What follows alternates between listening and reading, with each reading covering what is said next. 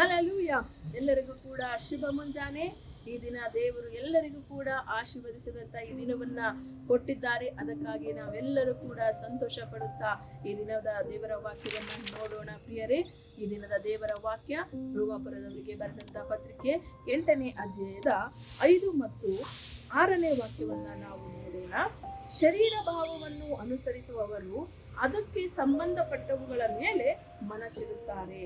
ಪವಿತ್ರಾತ್ಮನನ್ನು ಅನುಸರಿಸುವವರು ಪವಿತ್ರಾತ್ಮನಿಗೆ ಸಂಬಂಧಪಟ್ಟವುಗಳ ಮೇಲೆ ಮನಸ್ಸಿಡುತ್ತಾರೆ. ಶರೀರ ಭಾವದವುಗಳ ಮೇಲೆ ಮನಸ್ಸಿಡುವುದು ಮರಣ, ಪವಿತ್ರಾತ್ಮನುಗಳ ಮೇಲೆ ಮನಸ್ಸಿಡುವುದು ಜೀವವೂ ಮನಃಶಾಂತಿಯೂ ಆಗಿದೆ. ಹೌದು ಪ್ರಿಯರೇ, ದೇವರ ವಾಕ್ಯದಲ್ಲಿ ನಾವು ಕಾಣ್ತೇವೆ, ಶರೀರ ಭಾವದ ಕಾರ್ಯಗಳನ್ನ ಅನುಸರಿಸುವುದು, ಅದಕ್ಕೆ ಸಂಬಂಧಪಟ್ಟಂತಹ ಕಾರ್ಯಗಳನ್ನ ಅನುಸರಿಸುವವರು ಯಾವ ಒಂದು ಕಾರ್ಯಕ್ಕೆ ನಮ್ಮನ್ನ ತೆಗೆದುಕೊಂಡು ಹೋಗ್ತದೆ ಅಂದ್ರೆ ಮರಣಕ್ಕೆ ತೆಗೆದುಕೊಂಡು ಹೋಗುವಂಥದ್ದಾಗಿದೆ. ಆದರೆ ಪವಿತ್ರಾತ್ಮನವುಗಳ ಮೇಲೆ ಮನಸ್ಸಿಡುವಂಥದ್ದು ಜೀವವು ಮತ್ತು ಮನಃಶಾಂತಿಯು. ನಮಗೆ ಬೇಕಾಗಿರುವಂತಹ ಕಾರ್ಯಗಳು ಈ ಲೋಕದಲ್ಲಿ, ನಮಗೆ ಮನೆ ಬೇಕಾಗಿರ್ಬೋದು, ಮನೆ ಊಟ ವಸತಿ ಇವೆಲ್ಲ ಕಾರ್ಯಗಳು ಕೂಡ ಬೇಕಾಗಿರ್ತದೆ. ಆದ್ರೆ ಯಾವಾಗಲೂ ಕೂಡ ನಾವು ಶರೀರ ಭಾವವನ್ನ, ನಮ್ಮ ಶರೀರವನ್ನೇ ನಾವು ಮೆಚ್ಚಿಸಿಕೊಳ್ಳುತ್ತಾ, ಶರೀರ ಏನೆಲ್ಲ ಕೇಳುತ್ತದೋ ಅದು ಕೆಟ್ಟದಾಗಿರ್ಬೋದು ಒಳ್ಳೆದಾಗಿರ್ಬೋದು, ಎಲ್ಲಾ ಕಾರ್ಯಗಳನ್ನ ನಾವು ಅದರ ಕುರಿತಾಗಿ ನಾವು ಮನಸ್ಸಿಡುತ್ತಾ ಅದನ್ನೇ ನಾವು ಮಾಡುತ್ತಾ ಹೋಗುವಾಗ ಅದು ನಮ್ಮನ್ನ ಮರಣಕ್ಕೆ ಕೊಂಡೊಯ್ಯುವಂತಾಗಿದೆ ಪ್ರಿಯರೇ.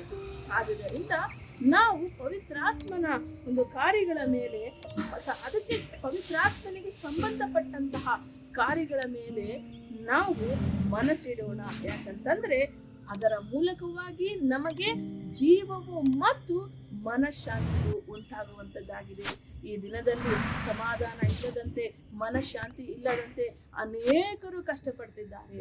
ಎಲ್ಲವೂ ಇದ್ದರೂ ಕೂಡ ಏನು ಇಲ್ಲದ ರೀತಿಯಲ್ಲಿ ಜೀವನವನ್ನ ನಡೆಸುವಂತಹ ಅನೇಕ ಜನರನ್ನ ನಾವು ನೋಡುತ್ತೇವೆ. ನಾವು ಯಾವಾಗ ಪವಿತ್ರಾತ್ಮನ ಕಾರ್ಯಗಳಲ್ಲಿ ಮನಸ್ಸಿಡುತ್ತೇವೋ ಖಂಡಿತವಾಗಿಯೂ ನಮಗೆ ಮನಃಶಾಂತಿಯನ್ನ ದೇವರು ಕೊಡುವಂತವರಾಗಿದ್ದಾರೆ. ಆದುದರಿಂದ ಈ ದಿನ ನಾವು ಪವಿತ್ರಾತ್ಮನ ಕಾರ್ಯಗಳಲ್ಲಿ ಮನಸ್ಸಿಡುವುದನ್ನ ನಾವು ನಮ್ಮ ಜೀವಿತದಲ್ಲಿ ಪ್ರಾರಂಭ ಮಾಡಿಕೊಳ್ಳೋಣ. ಇದರ ಮೂಲಕವಾಗಿ ಸದಾ ಕಾಲವು ಮನಃಶಾಂತಿಯು ಜೀವವು ನಿಮ್ಮದಾಗಲಿ ಎಂಬುದಾಗಿ ಪ್ರಾರ್ಥನೆ ಮಾಡೋಣ. ಸ್ತೋತ್ರ ಕರ್ತನೆ. ಅಪ್ಪ, ಈ ದಿನದಲ್ಲಿ ನನ್ನ ಎಲ್ಲ ಸಹೋದರ ಸಹೋದರಿಗಾಗಿ ನಾನು ಪ್ರಾರ್ಥನೆ ಮಾಡ್ತಿದ್ದೇನೆ. ಪ್ರತಿಯೊಬ್ಬೊಬ್ಬರು ಕೂಡ ಕರ್ತನೆ ಪವಿತ್ರಾತ್ಮವನ್ನು ಅನುಸರಿಸುವರ ಹಾಗೆ ಅದರ ಕರ್ತನೆ ಕಾರ್ಯಗಳ ಕುರಿತಾಗಿ, ಪವಿತ್ರಾತ್ಮನ ಕುರಿತಾಗಿ ಅಪ್ಪ ಆ ಒಂದು ಕಾರ್ಯಗಳಲ್ಲಿ ಮನಸ್ಸಿರುವಂತಹ ಮನುಷ್ಯರಾಗಿ ಮಾರ್ಪಡಿಸಿ ಶಾಂತಿಯನ್ನು, ಮನಃಶಾಂತಿಯನ್ನು, ಜೀವವನ್ನು ಹೊಂದಿಕೊಳ್ಳುವಂತಹ ಕರ್ತನೆಯ ಮನುಷ್ಯರಾಗಿ ಅವರನ್ನ ಮಾರ್ಪಡಿಸಿ ಇಂದಿನಿಂದ ಸದಾ ಕಾಲವು ಇವರೊಟ್ಟಿಗೆ ನಿಮ್ಮ ಒಂದು ಮನಃಶಾಂತಿ ಕರ್ತನೆ ಇರಬೇಕಾಗಿ ಯೇಸು ಕ್ರಿಸ್ತನ ನಾಮದಲ್ಲಿ ಪ್ರಾರ್ಥಿಸಿ ಬೇಡಿ ಬಂದಿದ್ದೇನೆ ಕರ್ತನೆ. ಆಮೆನ್.